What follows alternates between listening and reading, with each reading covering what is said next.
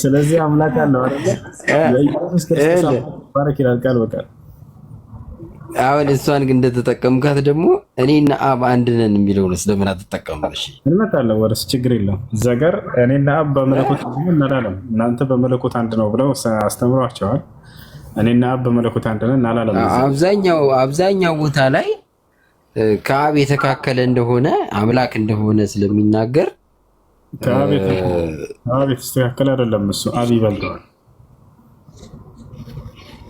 አብ እኮ የሚበልጠው አብ የሚፈርስ ስጋን አልተዋሃደም አይደለም። ማን ይበልጣል? ይበላለጣሉ? አይበላለጡም? አይበላለጡም። እንደማይበላለጡ ምን አለ መሰለክ? ይበላለጣሉ። ማስረጃ ክርስቶስ ቃል በቃል ይበልጠኛል ብሏል። ቆይ አንተም ታመጣለህ፣ እኔ ላምጣልህ መጀመሪያ እኮ እንደማይበላለጡ ከሆነ አይበላለጡ የሚለውን አሳየን፣ ችግር የለውም። እኔ ግን ኢየሱስ ክርስቶስ ቃል በቃል ይበልጠኛል ብሎ የተናገረበትን ላሳየህ፣ ማስረጃ አወጣለህ። ኦኬ ታመጣለህ። አሁን እኔ ላምጣልህ መጀመሪያ ዮሐንስ 1 ቁጥር 14 ላይ እንደዚህ ይላል። ይኸውልህ ቃልም ስጋ ሆነ ጸጋና እምነትን ተመልቶ በእኛ አደረ ይልና አንድ ልጅም በአባቱ ዘንድ ያለውን ክብሩን አየን ይላል። በአባቱ ዘንድ ያለው ሰው ሆኖ ስጋ ሆኖም በአባቱ ዘንድ ያለው ክብሩ አለ፣ እዚህም ሳይጎል በስጋ አየ ነው ይላል። ከዛ ደግሞ ምን ይላል? እዛው ዝቅ ብሎ እግዚአብሔርን ያየው የለም በቅፉ ያለ አንድ ልጁ ተረከው ይላል። ስለ አብ ተረከልን። አብ ማን ነው የሚለውን አስረዳን ማለት ነው። ስለዚህ በአባቱ ዘንድ ያለው ክብሩን ነው ያየ ነው። በዚህ በስጋ ተገልጦ በሚፈርስ ስጋም እዚህ ጋር ክብሩ አልቀነሰም ነው የሚልክ። ምን አይነት ክብር አየህ በስጋ? ምን አይነት ክብር አየህ በስጋ? አንደኛ እንደሚበልጠው እሱን ማመን አለብህ። አብ ኢየሱስን ይበልጠዋል አይደለ? እሱ ከመላእክትም አንሷል ተብሏል እኮ። መላእክት የሚፈርስ የሚራብ ስጋን አልተዋሃዱ። ለመላእክት አይደለም። ቀደም ምን አልከኝ? አይበላለጡም አብና ወልድ አልክ። አብና ኢየሱስ ክርስቶስ ቃል በቃል ደግሞ ኢየሱስ ክርስቶስ ይሄንን ይቃወማል። ይበልጠኛል ብሎ ተናግሯል። ይበልጠኛል ካለ ኢየሱስ እኮ እሱን የሚልህ እኮ ምን መሰለህ? እሱን የሚልክ ከመላእክትም በጥቂቱ አሳነስከው ተብሏል እኮ። እንኳን ከአብ ከምንድን ነው ያነሰው? መላእክት አሁን አይራቡም አይጠሙም። ወልድ ግን ለመራብ ለመጠማት መጣ። ስለ መላእክት አይደለም ጥያቄው። በአብና በወልድ መካከል መበላለጥ አለ ወይስ የለም የሚለውን ነው። በአብና በወልድ እኔ እኮ የበለጠ እኮ ያንተን እያጠናከርኩልህ እኮ ነው። ከአብ አይደለም ከመላእክትም አንሰዋል ነው። ቆይ አንዴ አዳምጠህ። በአብና በወልድ መካከል መበላለጥ አለ ወይስ የለም? የለም። አለመኖሩን አሁን አሳየንኩህ። ጥቅስ ላሳይህ እኔ እንደመበላለጥ እንዳለ። ኢየሱስ ክርስቶስ ቃል በቃል ራሱን ከአብ ጋር እያነጻጸረ ሲናገር አብ ከእኔ ይበልጣል ብሏል እኮ። እሱ የሚልህ እኮ አብ ስጋን ስላልተዋሃደ እኮ አይደለም። እንደዛ የሚፈርስ ስጋን ስላልተዋሃደ ቃሉ ላይ ኢየሱስ ክርስቶስ እንደዛ አይደለም። ለምን ትጀምራለህ? አምላክነትን እንደ መቀማት ሳይቆጥር የባሪያን መልክ ይዞ መጣ ይላል። ኢየሱስ ክርስቶስ አብ ከኔ ይበልጣል ስላችሁ እኔ ስጋን ስለለበስኩ ነው አላለም ነው እንጂ ከመላእክት በጥቂቱ አነሳነሰው የተባለው እኮ ስጋ በመልበሱ እኮ። ኢየሱስ ክርስቶስ አብ ከእኔ ይበልጣል ስላችሁ ስጋ ስለለበስኩኝ ነው ብሎ አልተናገረም።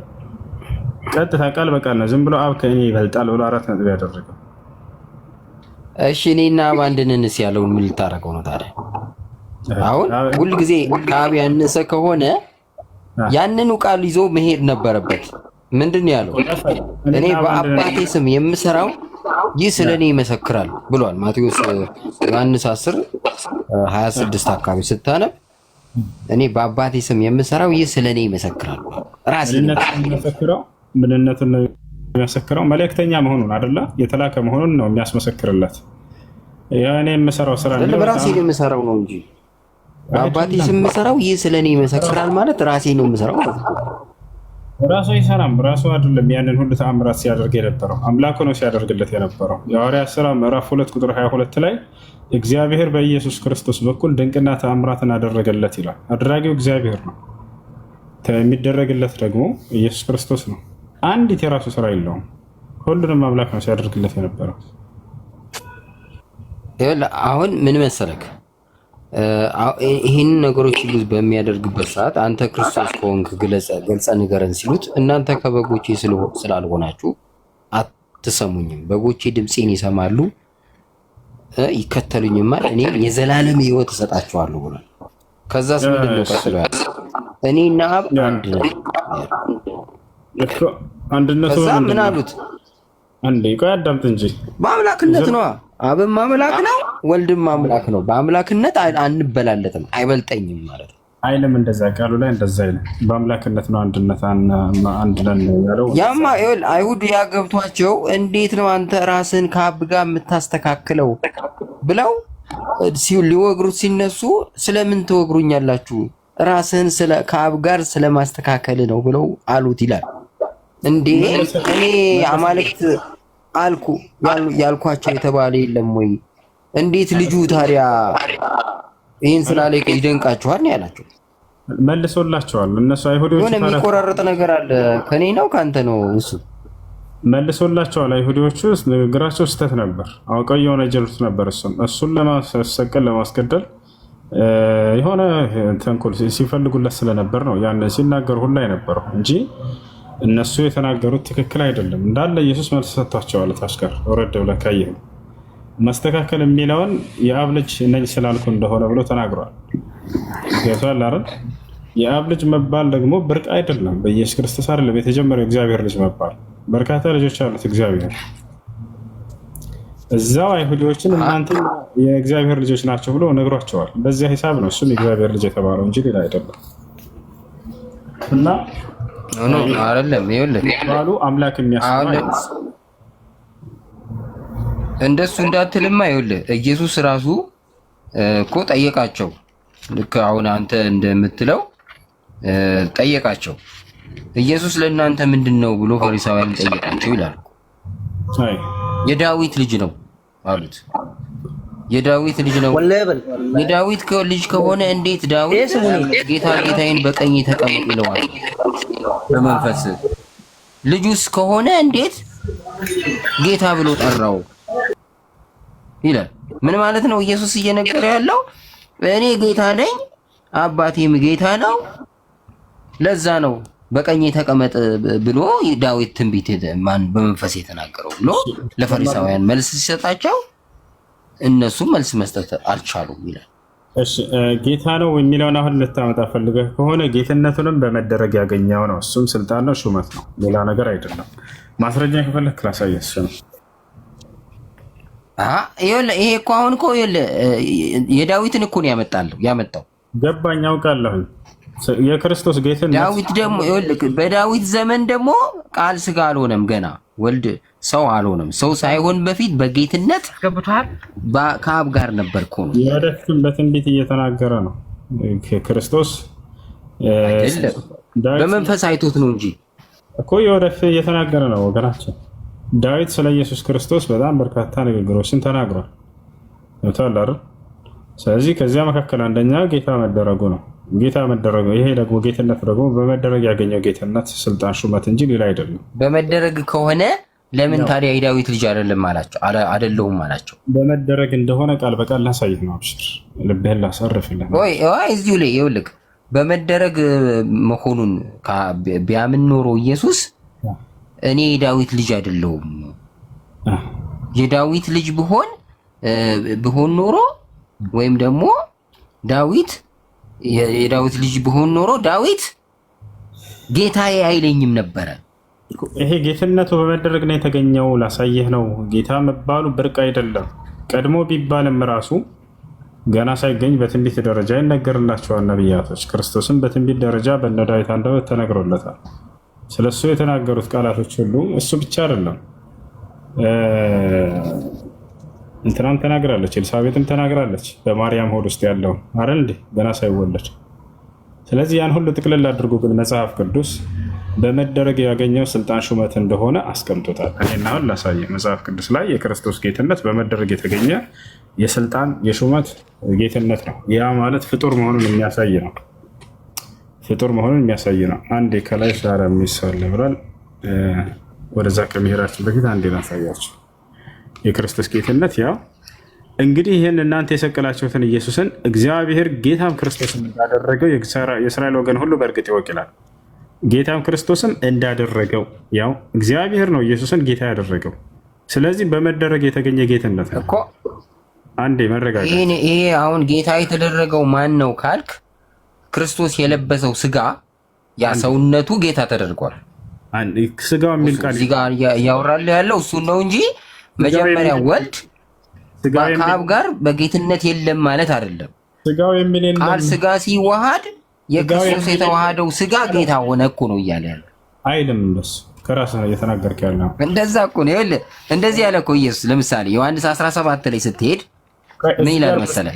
አባት ሆይ አባት ሆይ ይላል። ይኸውልህ ስማኝ፣ ቆይ አባት ሆይ ለምን አታዳምጡም? በፈጣሪ ማስረጃ የመጣ ቃሉ ላይ ቃላቸውን ይጨምራል። እሱ አንድ ያስገባኝ። እሺ መወያየት የሚፈልግ ልጅ አለና ሻዳ የሚይዝ አይሽ አንተሽ እሺ አዋሩና ሄሎ ሄሎ፣ ጸጋና ሰላም ይብዛል። ሄሎ አቤት። ይሰማል? አይሰማም? አይሰማም? ይሰማል። በል ሄሎ፣ ይሰማል? አዎ ይሰማል። አሁን ከተነጋገራችሁት ላይ አንድ እንትን ይሰማል?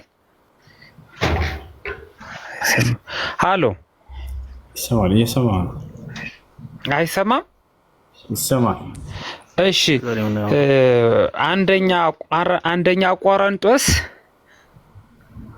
አንደኛ ቆሮንቶስ ምዕራፍ 15 ቁጥር 28 አውጣና ሲያናግረኝ። አንደኛ ቆሮንቶስ ምዕራፍ 15 ቁጥር 28 አሁን ያልከውን የሚያግዝ ነው፣ እንዲያግዝ ፈልጌ ነው።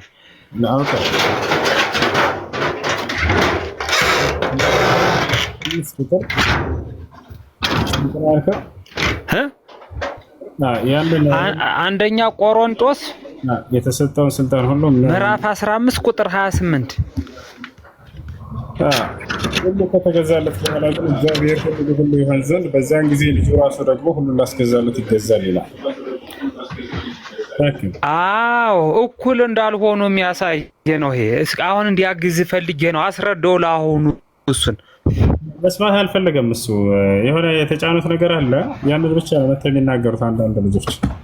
አንዳንዴ ያመናችሁበት ነገር ስህተት ሊሆን ይችላል። ወደ ሃሎ ማን ነው?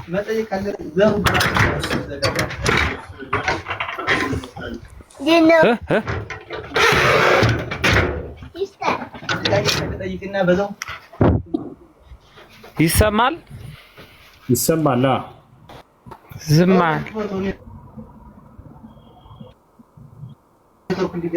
ኦኬ ነው።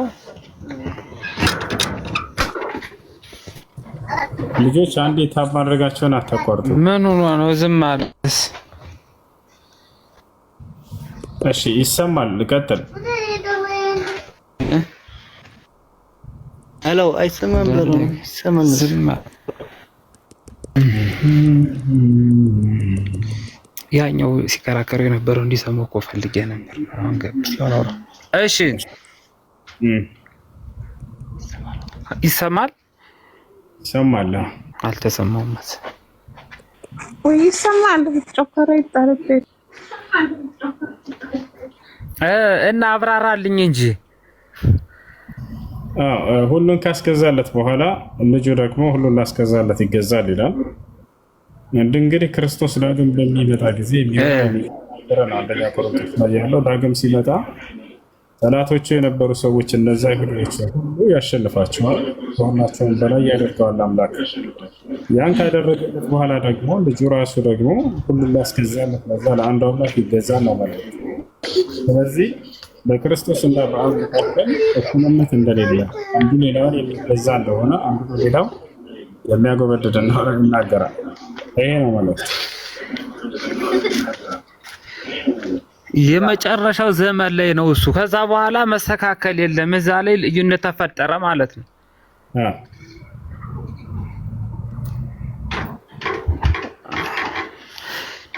ግን ይቆረጣል።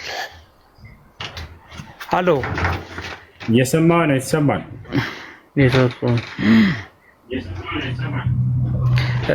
እና አሁን ከዚህ በፊት ከነበረው ዲቤት ጋር እንዴት ታገናኘዋለህ? ይዛችሁት ከነበረው ርዕስ ጋር ያን የሚያጸና ነው። ይሄ ለአንዱ አምላክ የሚገዛ እንደሆነ ለአንዱ አምላክ ያንን ጌትነት ስልጣን ያስረክብ እንደሆነ የሚናገር ነው። ከላይ ከፍ ብላ አይታው ያስፈልጋል ነው። ቁጥር 24 ላይ ምንድን ነው ጥያቄ ከጠይቅ ወደ ላይ ከፍ ብሎ ቁጥር ይልኝ አላዘጋጅም። ያን የተሰጠውን ስልጣን እንደሚያስረክብ ይናገራል። ምን ይላል? በትክክል በኋላም ይላል መጨረሻ ዘመን ላይ ማለት ነው። በኋላም መንግስትን ለእግዚአብሔር ለአባቱ አስረክቦ በሰጠ ጊዜ አለቅነትንም ሁሉ ስልጣንን ሁሉ ኃይልንም በሻረ ጊዜ ፍጻሜ ይሆናል ይላል። ፌር የተናገረው ይሄ ሁሉ የሚገርምህ ነብያት ነው ተናግረው ዳግም በሚመጣ ጊዜ ላይ ሲሆን የዛኔ ሁሉም ጠላቶችን ሁሉ ከእግሩ በታች ያደርግበታል። ከእግሩ በታች ካደረገለት በኋላ የዛኔ ትውልድን ሁሉ ለዓለም ለአንድ ህዝብ ሁሉ ለአንድ አምላክ ለአላህ እንዲገዛ ያደርጋቸዋል። ከዚያ በኋላ ፍጻሜ ይሆናል ኢየሱስ ክርስቶስ። ያ የነበረው ስልጣን እንዳሸ ስለዚህ አምላክ አንድ ነው ማለት ነው። እኩልነት፣ ሶስትነት ምናምን እንዲሁ ነው።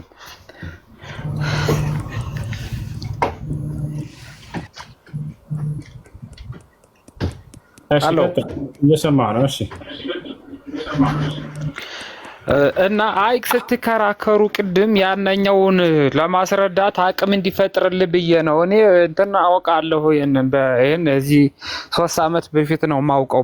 ባይብልም እንዲሁ በደንብ ነው የማውቅና እንደዚህ አይነት ነገር ልዩነት እንዳለ በማቴዎስ ወንጌል ምዕራፍ በዮሐንስ ወንጌል ምዕራፍ 17 ከቁጥር 1 ጀምሮም አለ ልዩነት የሚያሳይ እንደዚሁ እና ለሌሎች ግልጽ እንዲሆን ብዬ ነው እንዲያጠነክርልህ። ይሄ ምንም አይነት ማሻማያ የሌለው በስጋ ዘመኑ ነው የሚሉ ሰዎች ስላሉ በስጋ ዘመኑ ሳይሆን ስለመጨረሻው የሚናገረው ራሱ ይሄን እንደሚል ለማሳየት ነውና ለቀጣይ ይሄን ርዕስ ያዘው አጥብቀህ ዮሐንስ ወንጌል ምዕራፍ 17 ቁጥር 1 ጀምረህም እንደዛው ያገለግሉሃል። እንደዚህ እኩል ናቸው ምናምን የሚል ሰው ስታገኝ እንድትጠቀምበት ብዬ ነው። እሺ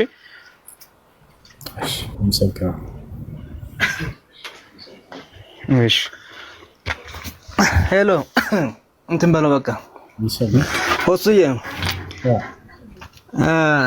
ልጁ መጽሐፍ ቅዱስን እንዳንተ የሸመደደ ሰው ነውና ሁሉን የተረዳ ነው። ለወደፊት ሻሃዳ መያዝ እፈልጋለሁ ብሏል። አሁን ፕሮግራም ላይ ስላልሆንኩ ያው ገዙኝ። ለወደፊት ግን ሻሃዳ ይዛለሁ ብሏል። አላህ ይግዛው እና በዱዓችሁ ገዙኝ አትርሱኝ እያለ ነው። ያው ዞሮ ዞሮ ሁሉን የተረዳ ሰው ነው። አላህ ይግዛው። እሺ